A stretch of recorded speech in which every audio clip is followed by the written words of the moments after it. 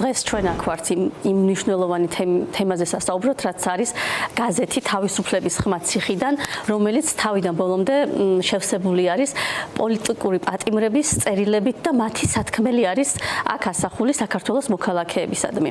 ეს ინიციატივა თავიდან გაგვიჩნდა მას შემდეგ, რაც ქალი პოლიტიკოსები შევხვდით პოლიტიკური პატიმრების ოჯახის წევრებს. ეს შეხვედრა შედგა 9 მარტს და იყო ძალიან ემოციური, ძალიან ისეთი ჩვენთვის მნიშვნელოვანი და ძალიან დიდი სიფრთხილით ვუდგებოდით ამ შეხვედრას მართლაც და შესაბამისად იქაურმა ემოციებმა ბოლოს ჩვენ მოგვცა იმისი სტიმული და წამოვიდა ეს ინიციატივა, რომ შევკრებილიყავით სხვადასხვა პარტიებიდან, მიუხედავად ჩვენი პოლიტიკური გემოვნებისა თუ განსხვავებისა და გარკვეულ საკითხებზე ერთობლივად გვემუშავა.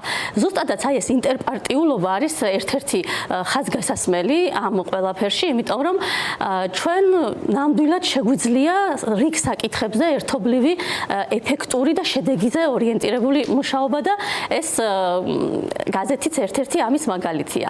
შემდეგ ჩვენ ყველამ გავამზადეთ წერილები პატიმრებისთვის, ვთარგმნეთ სხვადასხვა ენაზე მათთვის მისაღები რომ ყოფილიყო და ადვილად წაეკითხათ. და უკვე გულისფანცქალით ველოდებოდით პასუხებს, რომელი პატიმარი პირველი მოგწერდა და ასე შემდეგ და ფოსტიდან რომ ზარი შემოდიოდა ხოლმე, უკვე ვცნობდით მის ზარს და აბა ამან მოგწერა, ამა თუ იმ პატიმარზე მქონდა გარჩევა და წაკითხვა ამ წერილების. პროცესი იყო ესეთი, რომ ჩვენ ყველა პატიმრის წერილი გავაელექტრონულეთ და შემდეგ უკვე ერთობლივი ძალებით დავიწყეთ ფიქრი იმაზე, აბა სად დავაკაბადონოთ და მქონდა იმედი იმისა, რომ გარკვეული საქმიანობა ამ პროცესში მოხალისეობრივიც იქნებოდა და რა თქმა უნდა დიას მესვეურობით გამოცხელება ინტელექტი გვერდში დაგვიდგა ამაში, რითაც მათ ძალიან დიდ მადლობას ვუხდით და დააკაბადონეს ეს გაზეთი.